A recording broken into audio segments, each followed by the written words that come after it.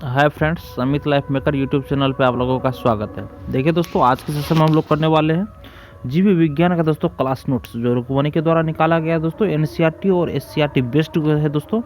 छठा से 12th तक का दोस्तों, इंटर तक का इसमें सारा नोट्स है दोस्तों जीव विज्ञान का। समझिए, पूरा आपका एक सब्जेक्ट का हर एक चीज़ को इसमें शामिल किया गया है दोस्तों। तो बायोलॉजी अगर आप क्लास करना चाहते हैं दोस्तों, देखिए बायोलॉजी अगर आप पूरा कंठस्थ करना चाहते हैं दोस्तों, अगर आप अपने सब्जेक्ट को मजबूत करना चाहते हैं तो दोस्तों इस क्लास नोट्स के साथ बने रहिए आप लोग। देखिए दोस्तों, हम लोग इसका 2 सेशन करवा चुके हैं अभी तक में। जीव विज्ञान जो कि इसका देखिए दोस्तों पहला चैप्टर जो है जीव विज्ञान का परिचय एवं विभिन्न शाखा, इसका दोस्तों हम लोग अभी तक में पहला चैप्टर स्टार्ट कर दिए दोस्तों। इसका 2 वीडियो, इसमें 2 सेशन हम लोग खत्म कर चुके हैं दोस्तों। 2 सेशन खत्म करने के बाद इसी में दोस्तों देखिए अगला जो है इसमें तो अगला पॉइंट है दोस्तों, हम लोग डीएनए कर रहे थे।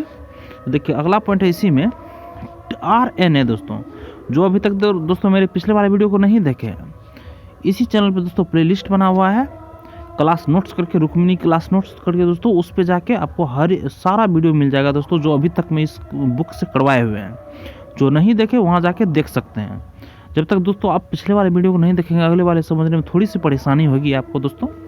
तो देखिए इसका अगला पॉइंट था दोस्तों RNA, ribosomal RNA, ribosomal RNA दोस्तों।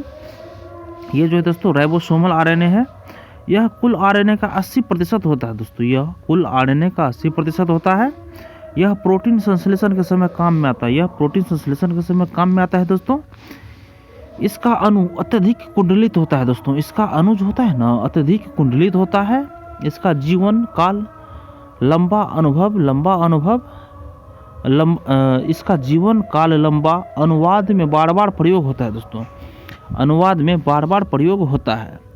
यह संरचनात्मक राइबोसोम का निर्माण एंजाइम के रूप में कार्य करता है।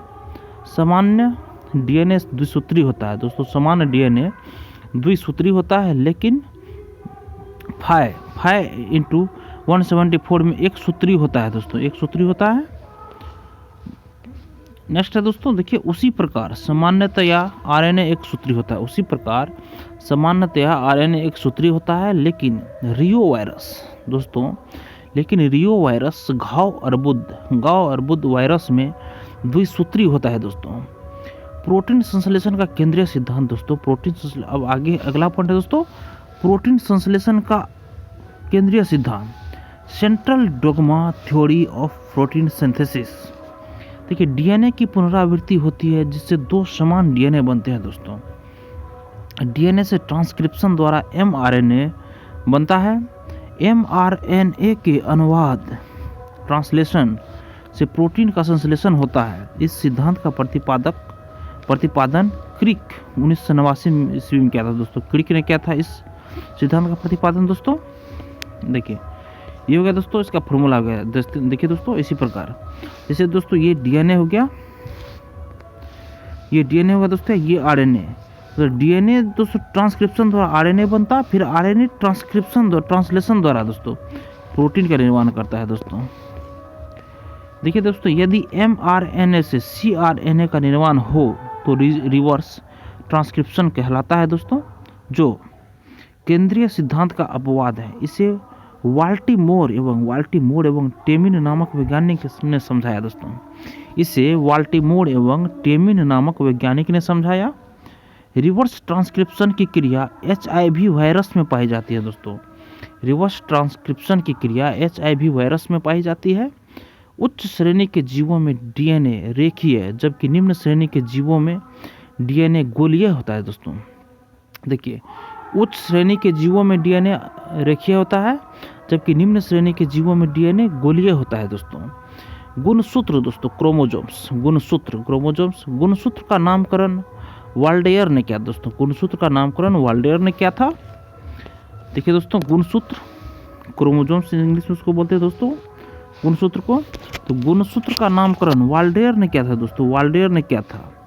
ये केंद्रक में उपस्थित होते हैं दोस्तों, ये केंद्रक में उपस्थित होते हैं। गुणसूत्र कहाँ उपस्थित होते हैं दोस्तों?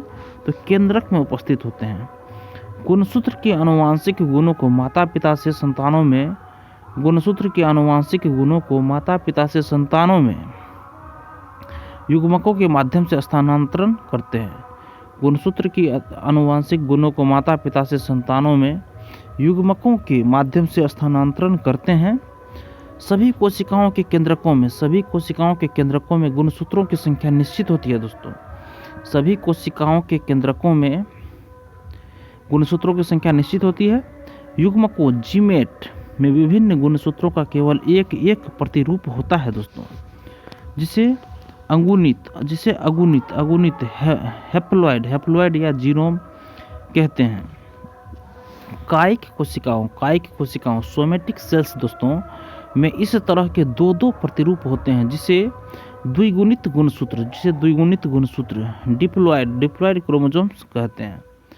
गुणसूत्र दो प्रकार के होते हैं दोस्तों। गुणसूत्र कितने प्रकार के होते हैं? तो गुणसूत्र दो प्रकार के होते हैं। एक होता है दोस्तों लिंग गुणसूत्र एलोसोम्स, एक होता है लिंग गुणसूत्र एलोसोम्स, ये लिंग निर्धारण करते हैं। एवं दूसरा जो गुणसूत्र होता है दोस्तों वो होता है ऑटोसोम्स, मतलब ऑटोसोम्स ये नर व मादा में समान रूप में होते हैं दोस्तों। देखिए गुणसूत्र दोस्तों दो प्रकार के होते हैं, आप लोग याद रखिए। एक होता है लिंग गुणसूत्र एलोसोम्स, ये लिंग निर्धारण करते हैं। एवं दूसरा जो ऑटोसोम्स होता है दोस्तों ये नर एवं मादा में समान रूप में होते हैं दोस्तों। देखिए दोस्तों कुछ प्रमुख जीवों व पौधे में गुणसूत्रों की संख्या। देखिए दोस्तों मच्छर जो है मच्छर जीव में दोस्तों गुणसूत्रों की संख्या 6 आती है, सिर्फ 6 गुणसूत्र होता है दोस्तों। उसके बाद दोस्तों घरेलू मक्खी में 12 गुणसूत्र होते हैं दोस्तों। घरेलू मक्खी में 12 गुणसूत्र, और मधुमक्खी में दोस्तों 16 और 32, 16 भी गुणसूत्र होता है दोस्तों और 32 भी गुणसूत्र होता है।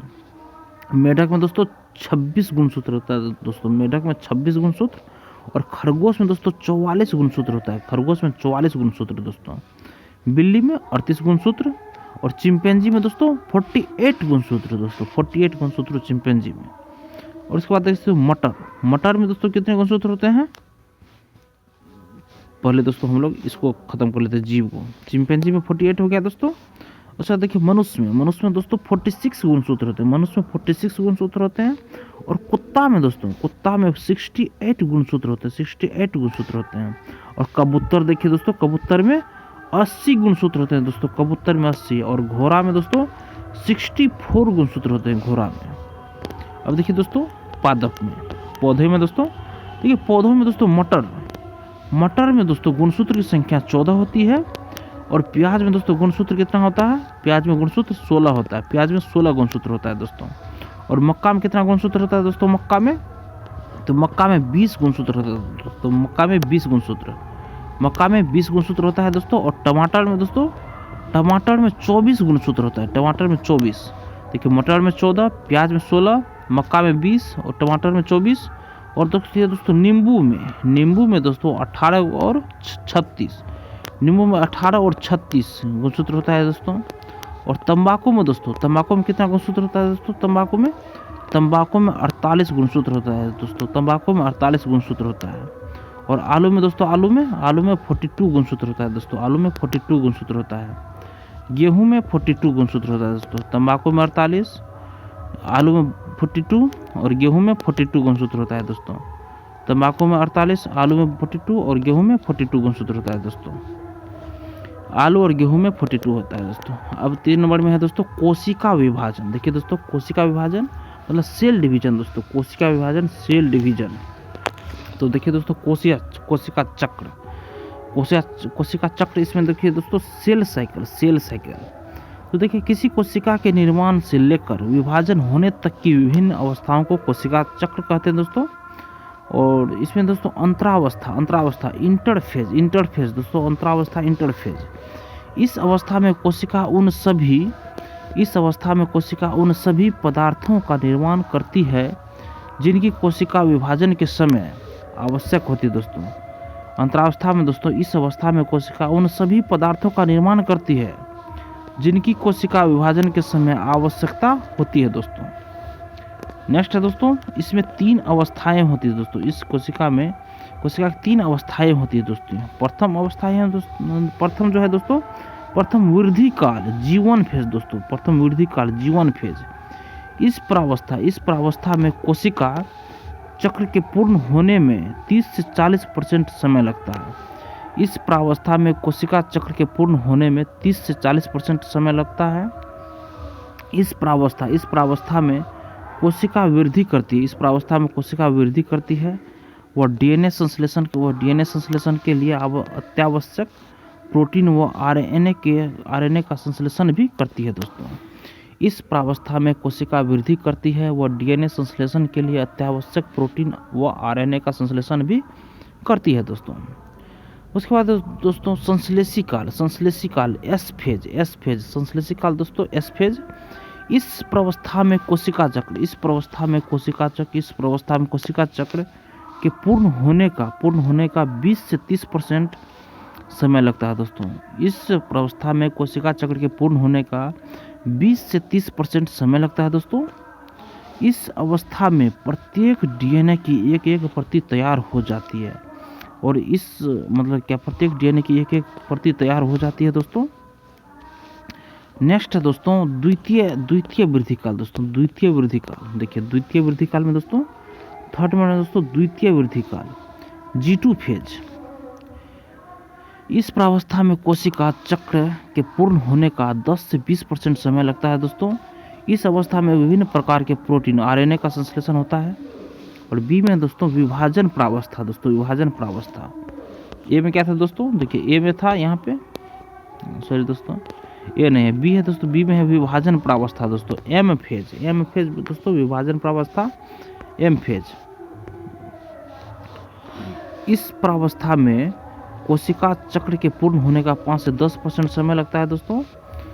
इस प्रावस्था में केंद्रक के विभाजन से 2 केंद्रक बनते हैं दोस्तों तथा बाद में कोशिका द्रव विभाजन से 2 संतति कोशिकाएं बन जाती है दोस्तों। इस प्रावस्था में केंद्रक के विभाजन से 2 पहले केंद्रक बनते हैं दोस्तों, फिर तथा बाद में कोशिका द्रव विभाजन से 2 संतति कोशिकाएं बन जाती है दोस्तों।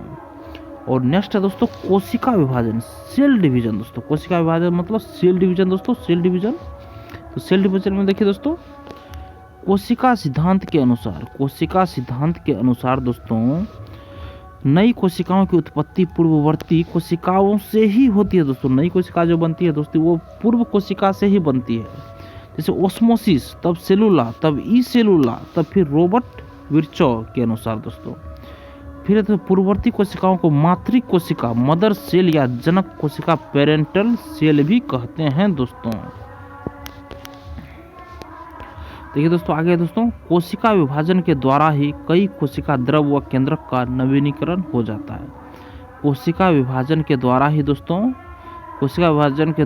कई कोशिका द्रव व केंद्रक का नवीनीकरण हो जाता है दोस्तों। प्रत्येक बहुकोशिकीय सजीव, देखिए दोस्तों प्रत्येक बहुकोशिकीय सजीव एक कोशिकीय निषेचित अंडज के बराबर कोशिका विभाजन से ही बनता है दोस्तों। नेक्स्ट है दोस्तों कोशिका विभाजन के प्रकार। कोशिका विभाजन के दोस्तों प्रकार, टाइप्स ऑफ सेल डिवीजन दोस्तों। टाइप्स ऑफ सेल डिवीजन ये क्या है दोस्तों, कोशिका विभाजन के दौरान बनने वाली पुत्री कोशिकाओं में गुणसूत्रों, कोशिका विभाजन के दौरान बनने वाली पुत्री कोशिकाओं में गुणसूत्रों की संख्या के आधार पर कोशिका विभाजन 3 प्रकार के होते हैं दोस्तों। देखिए दोस्तों कोशिका विभाजन के दौरान बनने वाली पुत्री कोशिकाओं में गुणसूत्रों की संख्या आधार पर कोशिका विभाजन 3 प्रकार के होते हैं दोस्तों। एक होता है दोस्तों असूत्री विभाजन, पहला जो होता है दोस्तों क्या होता है असूत्री विभाजन दोस्तों, एमिटोसिस। असूत्री विभाजन दोस्तों एमिटोसिस। इसमें देखिए दोस्तों यह विभाजन समान रूप से अविकसित एक कोशिकीय जीवों में पाया जाता है। असूत्री विभाजन उदाहरण उदाहरण में दोस्तों कवक है, जीवाणु है, नील हरित शैवाल, अमीबा। कवक, जीवाणु, नील हरित शैवाल, अमीबा, प्रोटोजोआ और अस्थि कोशिका और WC आदि दोस्तों। ये सारे क्या है दोस्तों असूत्री विभाजन। इसमें कोशिका के केंद्रक में संकुचन होता है दोस्तों। इसमें क्या होता है, इसमें कोशिका के केंद्रक में संकुचन होता है जिससे दो पुत्री कोशिका का निर्माण होता है। जिससे दोस्तों दो पुत्री कोशिका का निर्माण होता है दोस्तों। इसमें एक मातृ कोशिका से 2 पुत्री कोशिका का निर्माण होता है दोस्तों। असूत्री विभाजन एमिटोसिस में। दूसरा है दोस्तों समसूत्री विभाजन मीटोसिस। समसूत्री विभाजन दोस्तों मीटोसिस। देखिए दोस्तों समसूत्री विभाजन कायिक कोशिकाओं सोमेटिक सेल्स में पाया जाता है दोस्तों, सोमेटिक सेल्स में पाया जाता है। पादप कोशिका में इस प्रकार का विभाजन समान रूप से विभजक कोशिकाओं में होता है दोस्तों। देखिए इसमें एक जनक कोशिका दो संतति कोशिकाओं में विभाजित हो जाती है तथा संतति कोशिका में गुणसूत्रों की संख्या जनक कोशिका के बराबर होती है, इसलिए इसे समविभाजन भी कहते हैं। इस विभाजन से निर्मित पुत्री कोशिकाएं मातृ कोशिका के समान संरचना की ही होती है दोस्तों, समान संरचना का होता है। ठीक है दोस्तों, जैसे एक नंबर में देखिए एक कोशिका हो गया दोस्तों, फिर इसमें विभाजन हुआ दोस्तों मीटोसिस सूत्री विभाजन में दोस्तों। देखिए दोनों धीरे धीरे अलग हो गया, धीरे धीरे अलग होते देखिए यही दोस्तों 4 टुकड़ा में ये बट गया दोस्तों, 4 टुकड़ा में बट गया। फिर क्या हुआ यहाँ से दोस्तों ये अलग हो गया और ये दोस्तों अलग हो गया, मतलब अलग अलग 2 कोशिका बन गया दोस्तों।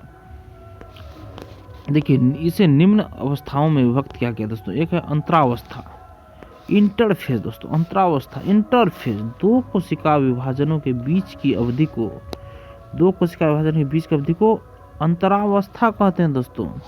इस अवस्था में कोशिका उन सभी पदार्थों का निर्माण करती है जिनकी कोशिका विभाजन के समय आवश्यकता होती है दोस्तों। बी में दोस्तों केंद्रक विभाजन दोस्तों, अंतरावस्था केंद्रक विभाजन जो होता है दोस्तों कैसे होता है कार्डियोकिनेसिस। इस प्रावस्था में केंद्रक 2 पुत्री केंद्रकों में विभाजित होता है। इसे 4 भागों में बांटा जाता है दोस्तों, इसे 4 भागों में बांटा जाता है। पूर्वावस्था दोस्तों, पहला है पूर्वावस्था प्रोफेज। केंद्रक के गुणसूत्र स्पष्ट दिखाई देने लग जाते हैं। प्रत्येक गुणसूत्र में 2 क्रोमेटिड, प्रत्येक गुणसूत्र में दोस्तों 2 क्रोमेटिड होते हैं। दोनों क्रोमेटिड सेंट्रोमियर की सहायता से दोस्तों एक दूसरे में से जुड़े रहते हैं।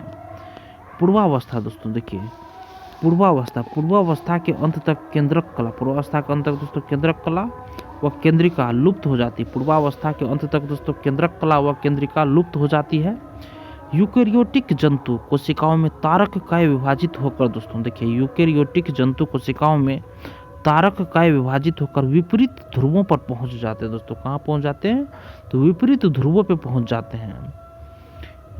और सेकंड में दोस्तों मध्यावस्था मेटाफेज दोस्तों, मेटाफेज। तो मेटाफेज में देखिए दोस्तों मेटाफेज में क्या होता है, देखिए तुर्कू रेशों का बनना व तुर्कू के मध्यवर्ती क्षेत्र में गुणसूत्र का विन्यास इस प्रावस्था की मुख्य घटना है दोस्तों, इस प्रावस्था की मुख्य घटनाएं हैं। ठीक है दोस्तों, प्रत्येक तारक केंद्र से तारक किरणें निकलती हैं दोस्तों। प्रत्येक तारक केंद्र से दोस्तों तारक किरणें निकलती हैं। ये किरणें दोस्तों मिलकर तुर्कू रेशों का निर्माण कर देती है। ये रेशों दोस्तों मिलकर तुर्कू रेशों का निर्माण कर देती है। गुणसूत्र केंद्रक की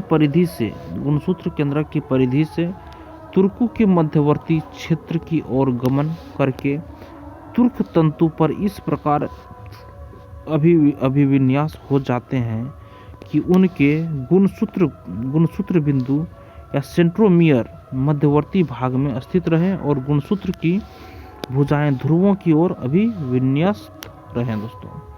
नेक्स्ट दोस्तों थर्ड नंबर है दोस्तों पश्चावस्था एनाफेज। इस अवस्था में दोस्तों गुणसूत्र के सेंट्रोमियर में विभाजन से गुणसूत्र 2 क्रोमेटिड या अर्धसूत्रों में टूट जाता है। देखिए दोस्तों प्रत्येक क्रोमेटिड को अपना सेंट्रोमियर मिल जाने से यह एक पूरा गुणसूत्र बन जाता है। इसे पुत्री गुणसूत्र कहते हैं दोस्तों, इसे क्या कहते हैं तो पुत्री गुणसूत्र कहते हैं। इस अवस्था में पुत्री गुणसूत्र LV1 आकार के दिखाई देते हैं। सेंट्रोमियर से जुड़े तुर्कू को तंतु, देखिए दोस्तों सेंट्रोमियर से जुड़े तुर्कू तंतुओं में संकुचन से पुत्री गुणसूत्र विपरीत ध्रुवों की ओर खिसकने लगते हैं। सेंट्रोमियर से जुड़े तुर्कू तंतुओं में संकुचन से पुत्री गुणसूत्र विपरीत ध्रुवों की ओर खिसकने लगते हैं। इसे पश्चावस्था अभिगमन एनाफेज मूवमेंट कहते हैं दोस्तों। आगे दोस्तों अगला पॉइंट है पुत्री गुणसूत्रों का एक पूरा सेट। पुत्री गुणसूत्रों का एक पूरा सेट एक ध्रुव की ओर तथा दूसरा दूसरे ध्रुव की ओर जाता है दोस्तों। पुत्री गुणसूत्रों का एक पूरा सेट एक ध्रुव की ओर तथा दूसरा दूसरे ध्रुव की ओर जाता है दोस्तों। नेक्स्ट है दोस्तों अगला है अंत्यावस्था दोस्तों। अंत्यावस्था दोस्तों, अंत्यावस्था हो गया दोस्तों टेलोफेज दोस्तों। टेलोफेज देखिए दोस्तों, पुत्री गुणसूत्र दोनों ध्रुवों पर पहुंचकर, पुत्री गुणसूत्र दोनों ध्रुवों पर दोस्तों पहुंचकर अकुंडलित होकर जालिका बनाते हैं। इस प्रकार प्रत्येक ध्रुव पर गुणसूत्रों का समूह बन जाता है दोस्तों। प्रत्येक गुणसूत्रीय समूह के चारों ओर केंद्रीय आवरण परिवर्धित होने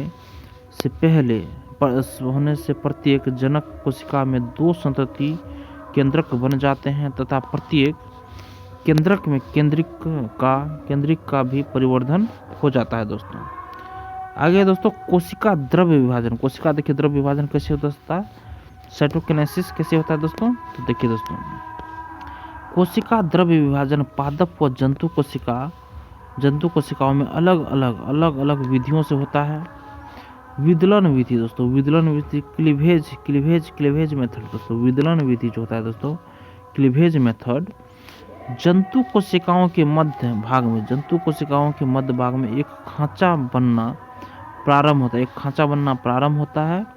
जो केंद्रीय भाग दोस्तों, जो केंद्रीय भाग की ओर बढ़ती जाती है और कोशिका को 2 पुत्री कोशिकाओं में बांट देती है दोस्तों। आगे है दोस्तों कोशिका पट्टलिका विधि दोस्तों। देखिए सेल प्लेट मेथड दोस्तों। पादप कोशिका में कोशिका के मध्य भाग में गोल्जिकाएं सूक्ष्म नलिकाएं एकत्रित होकर एक पट्टलिका बना लेते हैं। इसे कोशिका पट्टलिका कहते हैं दोस्तों। देखिए दोस्तों कोशिका पट्टलिका के दोनों ओर सेलुलोज जमा होने से कोशिका भित्ति बन जाती है और इस प्रकार 2 पुत्री कोशिकाओं का निर्माण हो जाता है दोस्तों। आगे है समसूत्री विभाजन का महत्व दोस्तों। Significance of mitosis. कायिक कोशिकाएं अपनी पुत्री कोशिकाओं में स्वयं के समान आनुवंशिक पदार्थ डीएनए को पहुंचाती है, जिससे जीवों की कार्यकी व उपापचयी समानता बनी रहती है। समसूत्री विभाजन अलैंगिक जनन, शरीर की वृद्धि तथा शरीर के अंगों को मरम्मत में सहायता करती है दोस्तों। समसूत्री विभाजन अलैंगिक जनन, शरीर की वृद्धि तथा शरीर के अंगों का मरम्मत में सहायता करती है दोस्तों। अर्धसूत्री विभाजन दोस्तों, अब देखिए मियोसिस। अर्धसूत्री विभाजन दोस्तों मियोसिस दोस्तों, इसके निम्न गुण हैं दोस्तों। मियोसिस के निम्न गुण हैं दोस्तों। देखिए अर्धसूत्री विभाजन केवल जनन कोशिकाओं में ही होता है। ये जनन कोशिका द्विगुण होती है। ये जनन कोशिका दोस्तों द्विगुणित होती है। इसके द्वारा जंतुओं में शुक्राणु व अंडाणु तथा पादपों में नर व मादा युग्मकों का निर्माण होता है दोस्तों। मादा व युग्मकों का निर्माण होता है। यह नर व मादा युग्मक अगुणित होते हैं अर्थात इनमें गुणसूत्रों की संख्या आधी रह जाती है दोस्तों। यह नर व मादा युग्मक अगुणित होते हैं अर्थात इनमें गुणसूत्रों की संख्या आधी रह जाती है। अगला है दोस्तों नर व मादा युग्मकों के संयोजन से युग्मनज का निर्माण होता है दोस्तों। नर व मादा युग्मकों के संयोजन से युग्मनज का निर्माण होता है। यह द्विगुणित होते हैं दोस्तों। नर व मादा युग्मकों के संयोजन से युग्मनज का निर्माण होता है। यह द्विगुणित होते हैं दोस्तों। यह क्या होते हैं तो द्विगुणित होते हैं। नेक्स्ट क्वेश्चन है फ्रेंड्स, देखिए इस प्रकार एक पीढ़ी से दूसरी पीढ़ी तक गुणसूत्रों की संख्या देखिए द्विगुणित बनी रहती है दोस्तों। देखिए इंटरफेज हो गया दोस्तों ऊपर में, फिर उसके बाद इससे दोस्तों होमोलोगस क्रोमोसोम से बनता है, फिर यहाँ से विभाजित होकर दोस्तों इधर हो गया दोस्तों। ये भी 2 भाग में बढ़ता है और ये भी 2 भाग में बढ़ता है, मतलब डॉटर न्यूक्लियस सेकेंड हो जाता है दोस्तों। नेक्स्ट दोस्तों देखिए अर्धसूत्री विभाजन, अर्धसूत्री कोशिका विभाजन 2 चरणों में पूर्ण होता है दोस्तों। 2 चरणों में ये पूर्ण होता है दोस्तों। फर्स्ट है दोस्तों अर्धसूत्री विभाजन प्रथम न्यूनकारी विभाजन मियोसिस फर्स्ट। सेकंड में दोस्तों अर्धसूत्री विभाजन द्वितीय मियोसिस सेकंड। और आगे है दोस्तों अर्धसूत्री विभाजन प्रथम न्यूनकारी विभाजन को देखिए दोस्तों। अब हम लोग देखते हैं, देखिए इस विभाजन में गुण समसूत्री विभाजन की भांति कोशिका विभाजन से पूर्व अंतरावस्था होती है, जिसमें विभाजन की प्रक्रिया प्रारंभ होती है दोस्तों। इसमें जनक कोशिका से 2 कोशिकाएं बनती है, जिनमें गुणसूत्रों की संख्या जनक कोशिकाओं से आधी होती है, इसलिए इसे न्यूनकारी विभाजन मतलब रिडक्टिव डिवीजन भी कहते हैं दोस्तों। इस विभाजन को 4 भागों में बांटा गया है। पूर्वावस्था प्रथम दोस्तों प्रोफेज फर्स्ट। देखिए पूर्वावस्था दोस्तों प्रोफेज फर्स्ट। देखिए दोस्तों समसूत्री विभाजन की पूर्वावस्था की तुलना में यह प्रावस्था लंबी होती है दोस्तों। समसूत्री विभाजन की पूर्वावस्था की तुलना में यह प्रावस्था दोस्तों लंबी अवधि व जटिल घटनाओं वाली होती है। पूर्वावस्था प्रथम में समसूत्री विभाजन की पूर्वावस्था के समान गुणसूत्रों का संघनन, तारककाय का विभाजन, केंद्रिक व केंद्रक झिल्ली का लुप्त होना आदि घटनाएं होती है दोस्तों। यह 5 अवस्था में संपन्न होता है दोस्तों। एक होता है लेप्टोटीन, दूसरा होता है जैगोटीन, थर्ड है पेकाइटिन, तीसरा चौथा होता है डिप्रोटीन और 5वां होता है दोस्तों डाइकेनेसिस। देखिए दोस्तों इन घटनाओं के अतिरिक्त समान जीन रखने वाले समजात गुणसूत्रों को क्रोमेटिड आपस में कुंडलित हो जाते हैं। इस घटना को जीव विनियम क्रॉसिंग ओवर कहते हैं दोस्तों। जीन विनियम की घटना के फलस्वरूप क्रोमेटिड्स में जीनों के नए समूह बन जाते हैं। पूर्वावस्था प्रथम में समजात गुणसूत्रों में होने वाले जीन विनियमन के कारण अगली पीढ़ी के लक्षणों में भिन्नता उत्पन्न हो जाती है दोस्तों। आगे दोस्तों मध्यावस्था प्रथम मेटाफेज फर्स्ट। समजात गुणसूत्र मध्य पट्टिका दोनों ओर एक समूह में जमा हो जाते हैं। समजात गुणसूत्र मध्य पट्टिका दोनों ओर एक समूह में जमा हो जाते हैं। समजात गुणसूत्रों में से एक मध्य पट्टिका के एक ओर तथा दूसरा मध्य पट्टिका की दूसरी ओर होता है दोस्तों। विभाजन तुर्कु बनने पर प्रत्येक ओर के गुणसूत्र अपनी ओर के तुर्क तंतुओं में जुड़ जाते हैं। समसूत्री कोशिका विभाजन के विपरीत क्रोमेटिडों के सिरे मध्य पट्टिका की ओर तथा गुणसूत्र केंद्र ध्रुवों की ओर होते हैं दोस्तों। ठीक है दोस्तों पश्चावस्था प्रथम एनाफेज फर्स्ट। देखिए दोस्तों इस प्रावस्था में समसूत्री विभाजन की पश्चावस्था के समान यहाँ सेंट्रोमियर का विभाजन नहीं होता है। तुर्कु तंतुओं के संकुचन से पूर्ण गुणसूत्र दोस्तों अपने ध्रुव की ओर गमन करता है तथा पश्चावस्था प्रथम के अंत तक प्रत्येक ध्रुव पर गुणसूत्रों का एक समूह बन जाता है दोस्तों। अगला दोस्तों अंत्यावस्था प्रथम दोस्तों टेलोफेज फर्स्ट। इसमें दोनों ध्रुवों पर गुणसूत्रों के चारों ओर केंद्रक झिल्ली का निर्माण हो जाता है। इस प्रकार 2 केंद्रक बन जाते हैं तथा कोशिका द्रव को विभाजन से 2 पुत्री कोशिकाएं बन जाती है दोस्तों। आगे दोस्तों इनमें गुणसूत्रों की संख्या मातृ कोशिका की तुलना में आधी रह जाती है। अर्धसूत्री विभाजन प्रथम के फलस्वरूप 2 अगुणित कोशिकाओं का निर्माण होता है दोस्तों। 2 अगुणित कोशिकाओं का निर्माण होता है। बी में है दोस्तों अर्धसूत्री विभाजन द्वितीय मियोसिस सेकेंड दोस्तों। देखिए दोस्तों अर्धसूत्री विभाजन द्वितीय समसूत्री कोशिका विभाजन के समान होता है। इसके परिणाम स्वरूप प्रत्येक अगुणित पुत्री कोशिका 2 पुत्री कोशिकाओं में बट जाती है दोस्तों। इसके साथ ही अर्धसूत्री विभाजन पूर्ण होता है तथा 2n द्विगुणित मातृ कोशिका को 4n अगुणित पुत्री कोशिकाओं में बनती है दोस्तों। अर्धसूत्री विभाजन का महत्व दोस्तों सिग्निफिकेंस ऑफ मियोसिस है दोस्तों। अर्धसूत्री कोशिका विभाजन में द्विगुणित अर्धसूत्री कोशिका विभाजन में द्विगुणित कोशिका के अगुणित युग्मक बनते हैं दोस्तों। देखिए, निषेचन की क्रिया में नर व मादा युग्मकों के संयोजन से युग्मनज का निर्माण होता है जो कि द्विगुणित होता है। यह विकसित होकर द्विगुणित जीव का निर्माण करता है।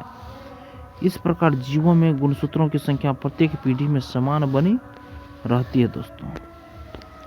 देखिए दोस्तों, आनुवांशिक पदार्थों की अदला बदली दोस्तों, जीन विनियमन की प्रक्रिया दोस्तों में नर व मादा के लक्षणों का आपस में मिश्रण हो जाता है, जिससे संतान में नए व अच्छे गुणों का समावेश होता है दोस्तों। अब देखिए दोस्तों, पादप एवं जंतु उत्तक दोस्तों, पादप प्लांट एंड एनिमल टिश्यूज देखिए हम लोग देखते हैं दोस्तों। देखिए, पादप एवं जंतु उत्तक दोस्तों, प्लांट एंड एनिमल टिश्यूज में दोस्तों, इसमें दोस्तों बहुकोशिकीय जीवों में कोशिकाएं सम्मिलित रूप से विभिन्न प्रकार के उत्तक टिश्यू बनती है। उत्तक सम्मिलित रूप से अंग व अंगों से मिलने से शरीर के विभिन्न तंत्र बनते हैं दोस्तों। अगला है दोस्तों उत्तक टिश्यू। देखिए दोस्तों, कोशिकाओं के समूह होते हैं जिनकी उत्पत्ति ओरिजिन मतलब परिवर्धन, डेवलपमेंट व कार्य फंक्शन समान होते हैं दोस्तों। उत्तक परिवर्धन अवस्था के आधार पर यह दो प्रकार के होते हैं दोस्तों। एक है पादप उत्तक दोस्तों, प्लांट टिश्यूज, व दूसरा होता है दोस्तों जंतु उत्तक, एनिमल टिश्यूज। तो पादप उत्तक देखिए दोस्तों, हम लोग पादप उत्तक देखते हैं। इसमें देखिए दोस्तों, पादप उत्तक के दो प्रकार होते हैं दोस्तों, दो प्रकार। एक होता है विभोज्योतक मेरिस्मेटिक्स दोस्तों, दूसरा होता है स्थायी उत्तक परमानेंट टिश्यू दोस्तों। एक होता है विभोज्योतक दोस्तों मेरिस्टेमेटिक दोस्तों। पादप में यह उत्तक सक्रिय वृद्धि वाले क्षेत्रों में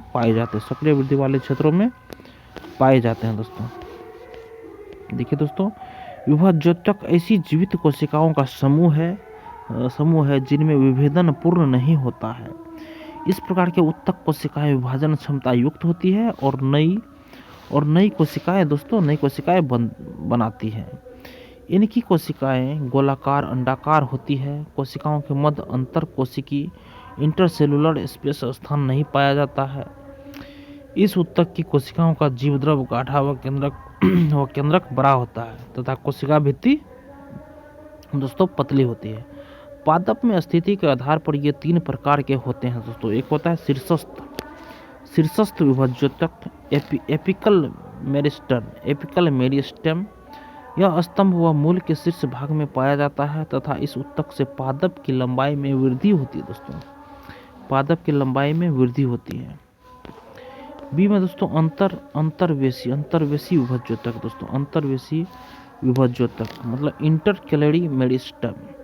उत्तक घास व अन्य एक बीजपत्री पादपों की पर्व इंटरनोड के आधार पर स्थित होते हैं। ये पादप के स्तंभ के पर्व की वृद्धि करते हैं। सी में दोस्तों पार्श्वीय विभोज्योतक दोस्तों, लेटरल मेरिस्टेम। यह उत्तक स्तंभ व जड़ के पार्श्व भाग में स्थित होते हैं। ये स्तंभ व जड़ में वृद्धि करते हैं दोस्तों।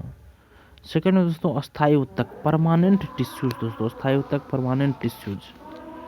देखिए दोस्तों, अस्थायी उत्तक ऐसी कोशिकाओं का समूह होता है जिनमें विभाजन की क्षमता सामान्यतः नष्ट हो जाती है तथा वृद्धि कर निश्चित आकार व आकृति की हो जाती है। यह पादप शरीर के विशेष कार्य को संपन्न करती है दोस्तों।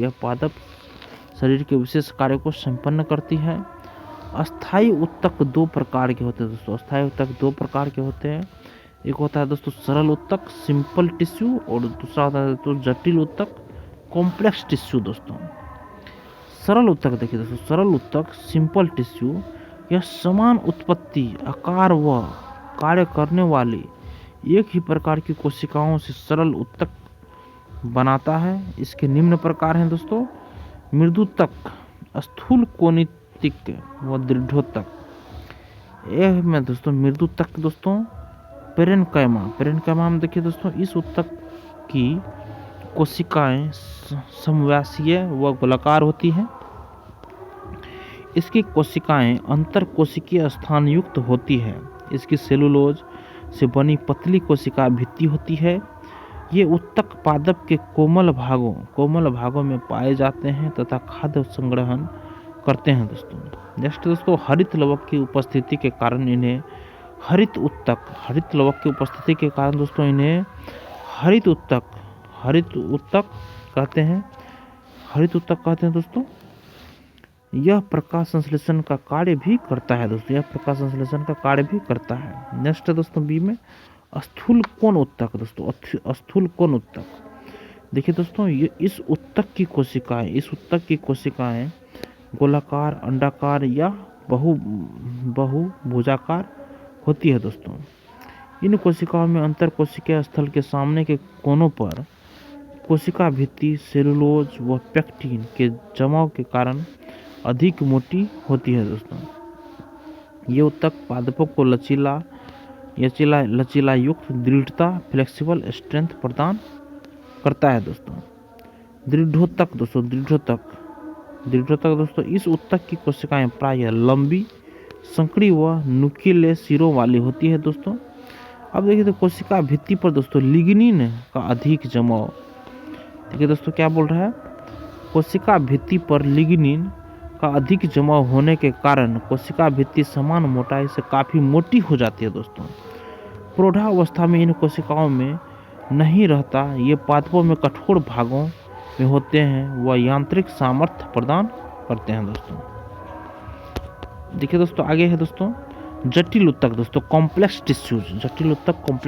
दोस्तों जटिल उत्तक एक से अधिक प्रकार की कोशिकाओं से मिलकर बने होते हैं और ये सभी एक साथ मिलकर एक इकाई की तरह कार्य करते हैं। ये दो प्रकार के होते हैं दोस्तों, जाइलम और फ्लोएम दोस्तों। जाइलम फ्लोएम प्रकार के जटिल उत्तकों को संवहन उत्तक भी कहते हैं दोस्तों। ये में है दोस्तों जाइलम, यह जल व खनिज लवणों का चालन करता है। इसमें 4 प्रकार की कोशिकाएं होती है, वाहिकाएं, जाइलम तंतु व जाइलम मृदुतक। इन चारों कोशिकाओं में से केवल जाइलम मृदुतक कोशिकाएं ही जीवित होती हैं, अन्य सभी मृत होती हैं दोस्तों। वाहिनिका देखिए, वाहिनिका लंबी व नुकीले सिरों वाली संकरी कोशिका है। इनकी भित्तियां कठोर व लिग्नीकृत होती हैं। इनमें जीव द्रव्यक प्रोटोप्लास्ट नहीं होता है दोस्तों। वाहिका बेलनाकार व चौड़ी गुहा युक्त कोशिका है। वो परस्पर जुड़कर नलिकाकार संरचना बनाती है। इनकी भित्ति भी लिग्निन युक्त होती है। जाइलम तंतु लंबी कोशिकाएं होती है तथा इनमें लिग्निन का स्थूलन अधिक होने के कारण गुहिका कम हो जाती है, यह भी मृत होती है। जाइलम मृदुतक सामान्य मृदुतक के समान होता है दोस्तों। आगे दोस्तों फ्लोएम, देखिए दोस्तों फ्लोएम का मुख्य कार्य खाद्य पदार्थों का तने व जड़ की ओर संवहन करना है दोस्तों। फ्लोएम 4 प्रकार के अवयवों चालनी नलिका, सहकोशिकाएं, फ्लोएम पेरेन्काइमा तथा फ्लोएम रेशों से मिलकर बना होता है। चालनी नलिका कोमल भित्ति, बड़ी कोशिका गुहा वाली जीवित संरचना है। इन कोशिकाओं की लंबाई अधिक व चौड़ाई कम होती है। चालनी नलिका बनाने वाली कोशिकाओं के सिरे की भित्ति छिद्रित होती है। पूरी नलिका में अनुप्रस्थ पट्टिकाओं वाले स्थानों पर छिद्र उपस्थित होने के कारण इन्हें चालनी पट्टिकाएं सिवियर प्लेट्स कहते हैं। चालनी नलिका की कोशिकाओं में केंद्रक नहीं होते। इन नलियों में खाद्य पदार्थों का घुलित अवस्थाओं में स्थानांतरण होता है दोस्तों। देखिए प्रत्येक चालनी कोशिकाओं के पास मृदुतक की कोशिका होती है जिनमें सघन जीवद्रव व बड़ा केंद्रक पाया जाता है। उसे सह कोशिका कॉम्पेनियन सेल कहते हैं दोस्तों। सह कोशिका चालनी नलिका पर नियंत्रण रखती है। फ्लोएम में रेशे दृढ़ोत्तक के बने होते हैं तथा लिग्नीकृत होती है। ये रेशे यांत्रिक शक्ति प्रदान करते हैं दोस्तों। नेक्स्ट फ्रेंड बाह्य त्वचीय उत्तक, देखिए एपिडर्मल टिश्यूज। यह पौधों का सबसे बाहरी आवरण है। इसमें बाह्य त्वचीय कोशिकाएं, रंध्र व रोम आते हैं। बाह्य त्वचा की कोशिकाएं लंबी व एक दूसरे से सटी हुई होती है। इसकी कोशिकाएं मृदुतक से बनी होती है। बाह्य त्वचा की बाहरी सतह पर मोम की परत पाई जाती है जिससे क्यूटिकल कहते हैं। बाह्य त्वचा पर उपस्थित रंध्र वाष्पोत्सर्जन व गैसों का विनिमय कार्य करते हैं। जड़ों पर एक कोशिकीय मूल रोम होते हैं जो जल व खनिज का अवशोषण करते हैं। तने पर बहुकोशिकीय त्वचा रोम होते हैं जो स्रावी होते हैं वो वाष्पोत्सर्जन कम करते हैं। नेक्स्ट दोस्तों, भरण उत्तक तंत्र। दोस्तों भरण उत्तक तंत्र देखिए दोस्तों, ग्राउंड टिश्यू सिस्टम मतलब यह बाह्य त्वचा व संवहन बंडल के बीच का उत्तक है। इसमें मृदुतक, स्थूलकोण व दृढ़ोत्तक होते हैं। दोस्तों देखिए दोस्तों, आज के सेशन में बस इतना ही करते हैं दोस्तों, सेशन बहुत लंबा हो जाएगा। देखिए दोस्तों, अगर आपको यह सेशन पसंद आया दोस्तों तो सेशन को लाइक कीजिए। धन्यवाद दोस्तों।